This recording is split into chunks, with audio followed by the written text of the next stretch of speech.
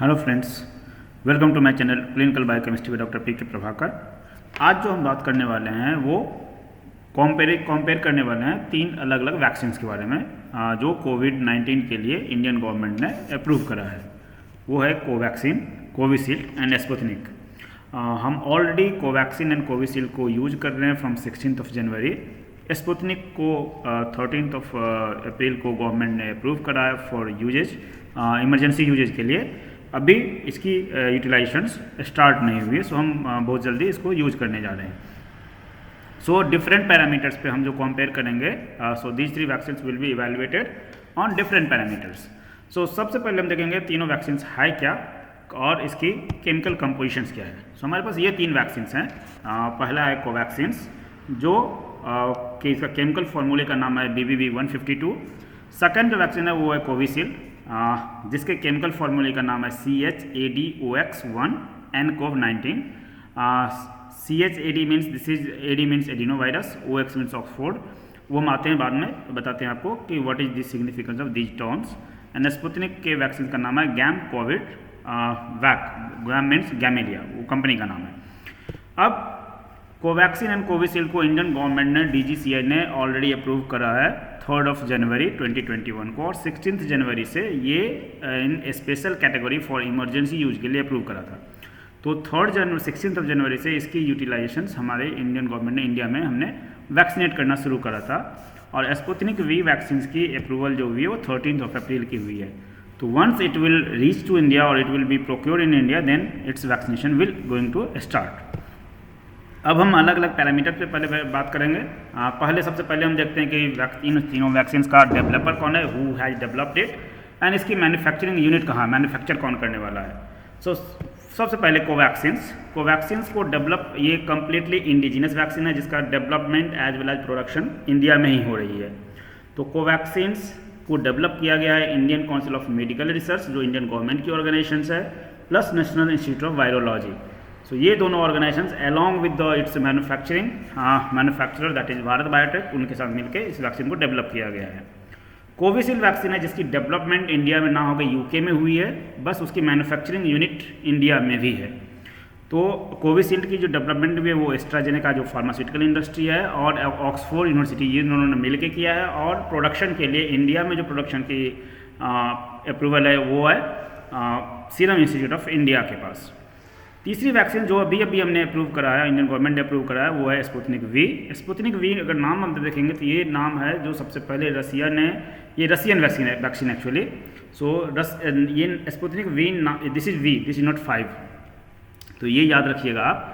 और इसको जो स्पुतनिक V नाम दिया गया है, ये दिया गया पहले सैटेलाइट से, जो रसिया ने सबसे पहला सैटेलाइट भेजा था स्पेस में, उसका भी नाम स्पुतनिक V ही था। उसी के रिस्पेक्ट में इसका भी नाम स्पुतनिक V दिया गया है।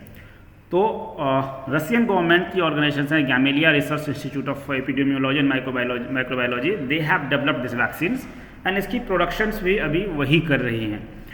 अब जो प्रोडक्शन दिस इज वो तो हमने देखा डेवलपर कौन था, हु हैज डेवलप्ड इट। इसकी मैन्युफैक्चरिंग जो यूनिट है कोवैक्सीन, वो completely I have told you it is indigenous vaccine, India में ही डेवलप हुआ और मैन्युफैक्चरिंग भी हो रही है। तो कोवैक्सीन की डेवलपमेंट जो होती है वो भारत बायोटेक हैदराबाद में हो रही है। कोविशील्ड की जो मैन्युफैक्चरिंग हो रही है इंडिया में, वो सीरम इंस्टीट्यूट ऑफ पुणे में हो रही है। और स्पुतनिक के लिए अभी प्रोडक्शन स्टार्ट नहीं हुआ इंडिया में, but it's complete right is with doctor Reddy. इसके अलावा और भी कुछ कंपनियां हैं जिसके साथ गैमेलिया रिसर्च इंस्टीट्यूट ने कॉन्टैक्ट करा है for their productions, that is Panacea biotech. और कुछ और कंपनियां हैं जिनके साथ 4 से 5 डिफरेंट कंपनियां जिनके साथ इनकी बातें चल रही है। So by the end of this last trimester of this year, means अक्टूबर नवंबर दिसंबर के लास्ट फेज तक इनकी रफली 200 मिलियन डोजेज पर ईयर की प्रोडक्शंस स्टार्ट होने वाली है इंडिया में। Meanwhile it will be imported by doctor Reddy in India, जो अभी अगले ट्राइमेस्टर में होने वाली है। अब तीनों वैक्सीन की टेक्नोलॉजी क्या है, किस प्रोसेस किस प्रिंसिपल पे ये बेस्ट वैक्सीन है, ये कैसे काम करता है। सबसे पहले कोवैक्सीन्स, इन कोवैक्सीन्स में जो यूज किया गया है वो completely SARS-CoV-2 virus, SARS virus corona virus use किया गया है, but in inactivated forms, means it is killed virus. So virus replicate नहीं कर रहा है और ना ही कोई डिजीज कॉज करने वाला है, बट अब जो वायरस आप देख रहे हैं, अगर इस वायरस के पास रफली कोरोना वायरस के पास 29 से 35 के डिफरेंट प्रोटीन्स होते हैं। तो जब भी आप वैक्सीन्स ये कोविड वैक्सीन इंजेक्ट करते हैं अपने बॉडी में, तो आपके इम्यून सिस्टम एक्ट करता है उस टोटल 29 to 35 डिफरेंट प्रोटीन्स के लिए, और आपके बॉडी में इम्यूनोग्लोबुलिन्स एंटीबॉडी बनते हैं सभी प्रोटीन्स के लिए। तो normally you are going to be immunize against all the proteins. तो आपके बॉडी में इम्यूनिटी अचीव करता है सभी प्रोटीन्स के लिए, because this is complete virus. अब कोविशील्ड एंड स्पुतनिक जो है वो दोनों है virus vectored vaccines. Means what is virus vectored vaccines? इसमें हम एक वायरस लेते हैं जिसको हम as a vehicle carrier use करते हैं। कैरियर मीन्स वो वायरस हमारे बॉडी में कुछ कंपोनेंट ट्रैवल कराएगा, ले जाएगा।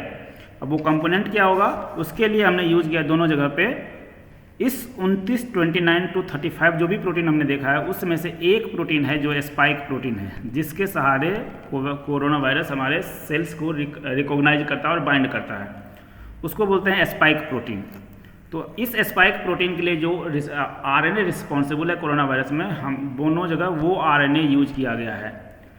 अब दोनों में डिफरेंसेस कहाँ कहाँ हैं कोविशील्ड एंड स्पुतनिक में? कोविशील्ड ने जो यूज किया है वो किया है चिंपैंजी एडिनोवायरस को, जो normally common cold and flu like symptoms हमें देते हैं, एंड स्पुतनिक ने यूज किया है ह्यूमन एडिनोवायरस। एक तो डिफरेंस ये आपको हो गया कि कोविशील्ड ने चिंपैंजी एडिनोवायरस को यूज किया है और स्पुतनिक ने ह्यूमन एडिनोवायरस को यूज किया है।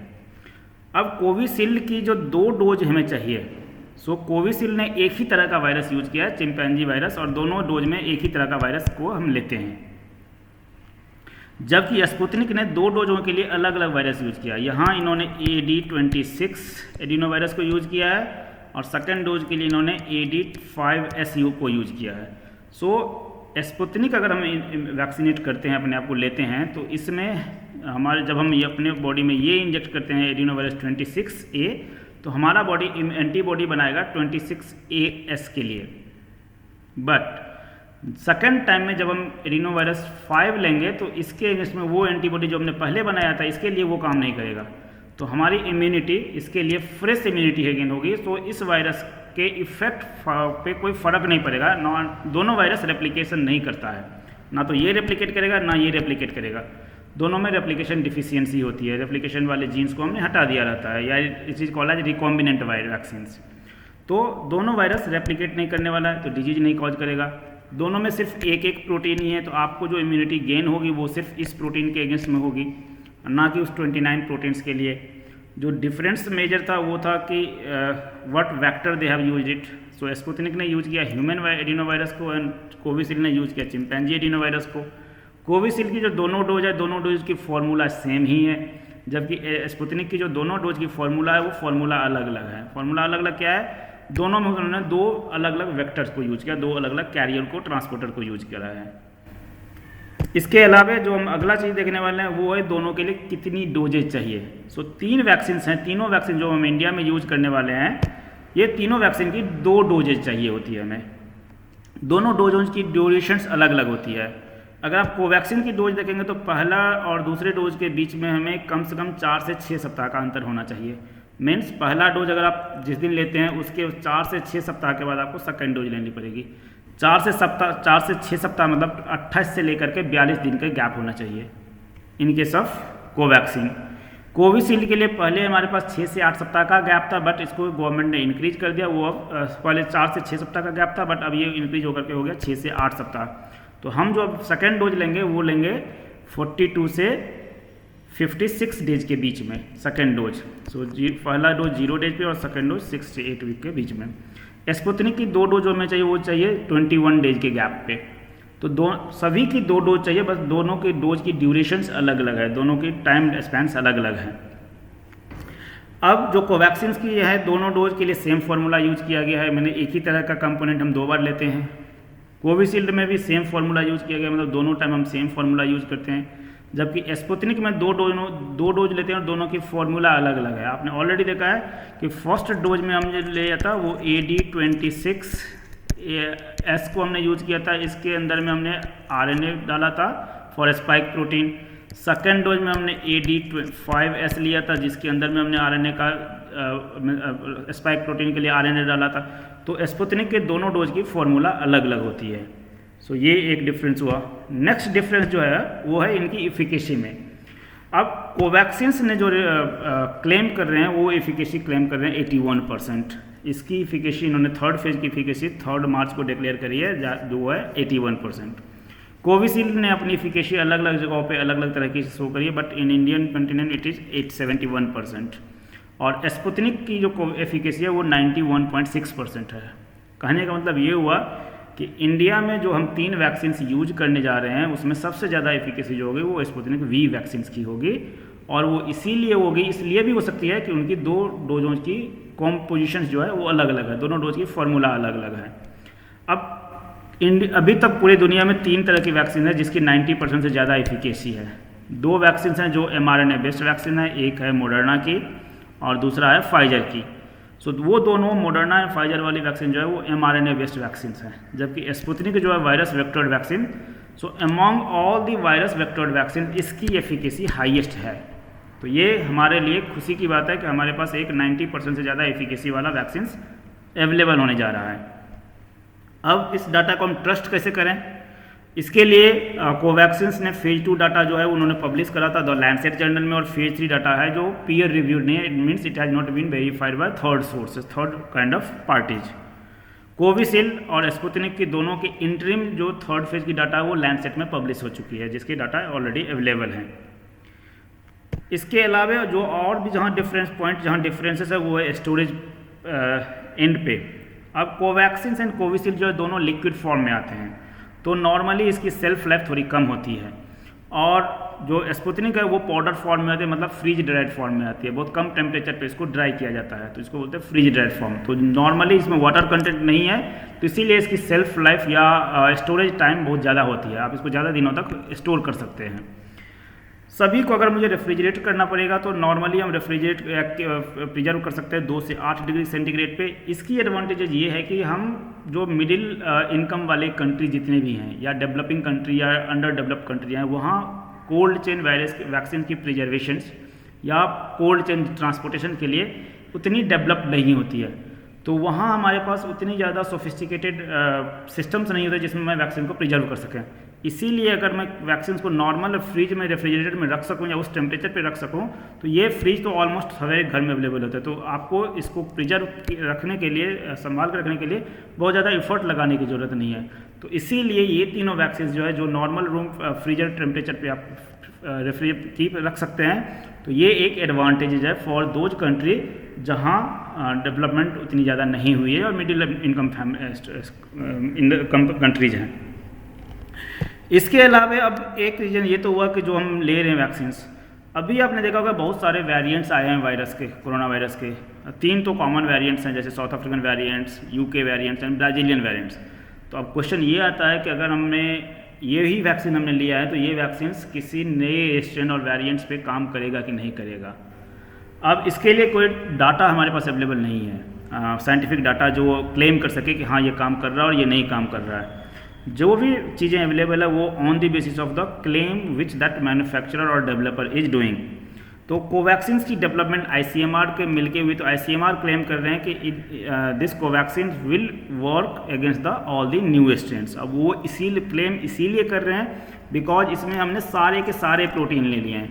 अब नॉर्मली वायरस अपना 29 का 29 प्रोटीन तो म्यूटेट करेगा नहीं, तो एक आध प्रोटीन अगर म्यूटेट होता भी है तो वो Covaxin will work against those mutants.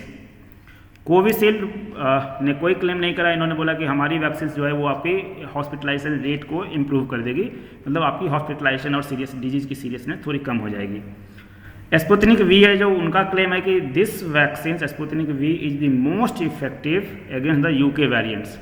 अब मोस्ट इफेक्टिव से ज़्यादा बेटर ये होगा कि ये बोल रहे हैं कि जितने भी वैक्सीन अवेलेबल हैं उसमें से यूके स्ट्रेन के अगेंस्ट में इनकी वैक्सीन सबसे ज़्यादा इफेक्टिव है।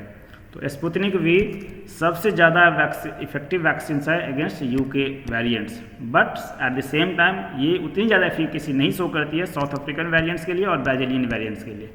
तो अभी आपने जितने भी चीज़ें देखे ये सारे थे मेजर डिफरेंसेस मैकेनिज्म्स। हम तीनों वैक्सीन को ले रहे हैं तो हमें तीनों वैक्सीन के बारे में बेसिक्स अंडरस्टैंडिंग होनी चाहिए, तो इसीलिए हमने ये बनाया। अगर आपके पास कुछ भी क्वेरी है, कोई भी क्वेश्चन है वैक्सीन के रिलेटेड या कुछ समझना चाहते हैं, कुछ नया जानना चाहते हैं, तो आप क्वेश्चंस रख सकते हैं कमेंट्स के फॉर्म में, आप मुझसे पूछ सकते हैं, कभी भी पूछ सकते हैं। Certainly you will get the answer. अगर आपने हमारे चैनल को सब्सक्राइब नहीं किया, प्लीज़ सब्सक्राइब माई चैनल। अगर आपको वीडियो पसंद आए तो बेल बटन प्रेस कर दीजिए और लाइक बटन प्रेस कीजिए, शेयर कीजिए, सब्सक्राइब कीजिए। Thank you very much, have a nice day.